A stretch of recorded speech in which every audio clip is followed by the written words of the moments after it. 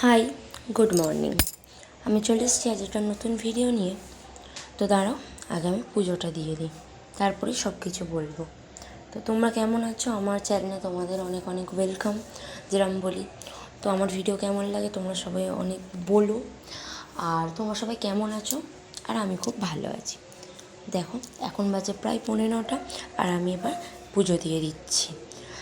কারণ আজের আমি লেট উঠেছি, 8:10 উঠেছি। তো আমার কাজ বাজ সারতে প্রায় 9:45 নয়, 9:30, 9:30 বেজে গিয়েছে। তো আমি তাড়াতাড়ি করে আগে পুজোটা দিয়ে দিচ্ছি। তো দাঁড়াও, দেখো আমি ধূপ মোমবাতি জ্বেলে নিলাম, নিয়ে এবার শাঁখটা বাজিয়ে নিই। দাঁড়াও,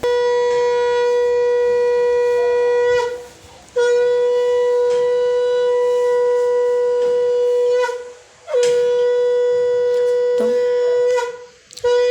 দেখো আমার শাঁখ বাজানো শেষ, আমার পুজোও শেষ। তার মধ্যে দেখো আকাশটা কিরম মেঘলা হয়ে আর বৃষ্টিও চলে এলো সঙ্গে সঙ্গে। প্রায় 9:45 বাজে এখন। তো এই যে বৃষ্টিও শুরু হয়ে গিয়েছে আচমকা, হঠাৎ সকাল থেকে ঝলমলে রোদ, আর তারপরে বৃষ্টি আরম্ভ। মেঘ একদম কালো হয়ে এসছে। ঝটপট চলো রান্নার দিকে চলে যাই। আজকে রান্নাটা একটু অন্যরকম, সবাই করে, তো আমিও ফোন ঘাঁটতে ঘাঁটতে এটাই দেখতে পেলাম, তো এটাই করলাম। ঘরে দুটো কলা ছিল, আর একটা আলু সিদ্ধ করে বসিয়ে দিয়েছিলাম। কলাটার আলুটা সিদ্ধ করতে বসিয়ে দিয়েছিলাম। তো এই দুটো সব কিছু একসঙ্গে মেখে নিয়ে কলা আর এটাকে মাখবো। আজকের বানাবো কাঁচকলার কোপ্তা। তো দেখো এগুলো আমি সব কিছু মেখে নিচ্ছি, আর মাখার পরে দিয়ে দেবো এর মধ্যে নুন, আর দিয়ে দেবো হলুদ। সব কিছু যেরকম যেরকম যা যা মশলা দেয়, এই যে নুন, হলুদ, লঙ্কা গুঁড়ো, জিরে গুঁড়ো, ধনে গুঁড়ো, সব কিছু দিয়ে দেবো। আর লাস্টে দেবো একটু স্বাদ মতন চিনি। দাঁড়া, আর বেসনটা দিলে একটু টাইট থাকবে, তাই জন্য। চলো এটা আমি এখন মাখিয়ে নেব। মাখিয়ে নেওয়ার পরে লাস্টে আমি একটু সামান্য পরিমাণ চিনি দিয়ে দেবো। চিনিটা অপশনাল, তুমি দিতেও পারো, নাও দিতে পারো। দাঁড়াও, এইগুলো এবার ভেজে নেবো। আমি তার আগে ছোটো ছোটো করে গোল গোল করে বড়ার আকারে দিয়ে দেবো, নইলে এটা মানে ঠিক ভালো লাগবে না বড়ার আকারে না দিলে। নাহলে কী করে, আবার তোমাদের যেরকম ইচ্ছা তুমি দিতে পারো, গোল গোল করতে পারো, চ্যাপটা চ্যাপটা করতে পারো, বা চৌকো চৌকো করতে পারো, তোমাদের যেরকম খেতে ইচ্ছে করে সেরকম।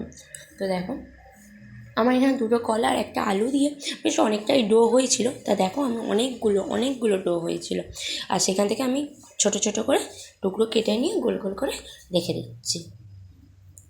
আজকের ওয়েদারটা খুবই বৃষ্টি, তো কী আর করা যাবে, বৃষ্টিকে উপেক্ষা করে তো রান্না বান্না তো করতেই হবে। তো দেখো আমি এই যে সব কিছু ডোগুলো করে নিয়েছি টুকরো টুকরো করে। তোমাদের আজকে কী কী রান্না হলো আমাকে অবশ্যই বলবে।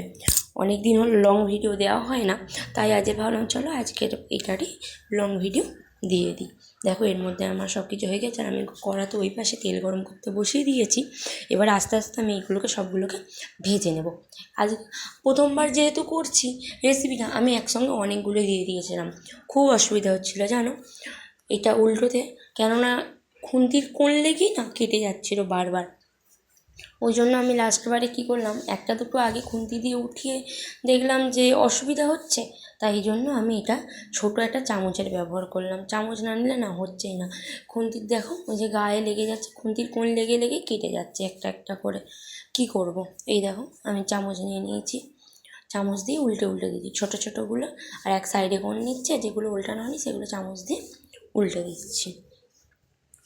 প্রায় এই করতে করতে আমি 3-4 কলা ভেজে নিয়েছি। আর এটা না প্রচুর তেল টানছে, প্রচুর। খেতে বেশ ভালোই হয়েছিল, তাতে কী হয়েছে তেলটাও অনেকটাই গেছে। তো এই যে আমার মোটামুটি ভাজা শেষ, এটা একটু লাল লাল করেই শুধু ভেজে নেবো। দেখো দুপাশটা টেনে নিয়েছে বলে আমি খুন্তি দিয়ে কী সহজেই না উল্টোতে পারলাম। তো দেখো এই যে আমার সব হয়ে গেছে। এবারে আমি চলে গেছি আলু, আর এটা ভেজে নিয়েছি। এখানে পেঁয়াজ দিয়েছিলাম, আদা রসুন দিয়েছি, আলুটা প্রথমে ক্লিপে নেওয়া হয়নি ওই জন্যে। এতে এবার সব রকম মশলা, হলুদ, লঙ্কা, নুন, ধনে, জিরের গুঁড়ো সব কিছু দিয়ে ভালো করে কষিয়ে ভেজে নিয়ে আমি দিয়ে দেবো চাপা। এই যে দেখো আমি সব কিছু দিয়ে দিয়েছি, দিয়ে একটু নাড়াচাড়া করে, দাঁড়াও নাড়ে আস্তে আস্তে দিচ্ছি, তো ওই জন্য বলে খুব তাড়াতাড়ি ফেলছি, কিন্তু দিতে তো প্রবলেম হচ্ছে না। দেখো একটু হালকা জল দিয়ে দিলাম, নাহলে কড়া ধরে নেবে। তো এই যে দিয়ে আমি এবার আরেকটু জল দিয়ে দেবো, দিয়ে তারপর পুরো সব জলটাই মানে যতটা আমার প্রয়োজন আর কি জলটা দিতে লাগবে ততটাই আমি দিয়ে দেবো। এই যে জল আমি আস্তে আস্তে দিয়ে দিলাম, আর যতটা জল লাগবে ততটাই দিয়ে আমি এটা চাপা দিয়ে দেবো। চাপা দেওয়ার পরে আমি এটা পুরো আলুটা সিদ্ধ হয়ে গেলে তারপরেই আমি বড়াগুলো দেবো। তো দেখো আমি চাপা দিয়ে দিচ্ছি, এই যে খুললাম, আর তারপরে আমি কোপ্তাগুলো দিয়ে দেবো একে একে। তো দেওয়ার পরে তোমরাই দেখবে বাটিতে ঢালার পরে কতটা মানে দেখতে ভালো হয়েছে, খেতে তো অবশ্যই ভালো হয়েছে, আমি খেয়েছি যেহেতু। আর তোমরা একদিন এরকমভাবে ট্রাই করো, আমার আশা করি ভালো লাগবে।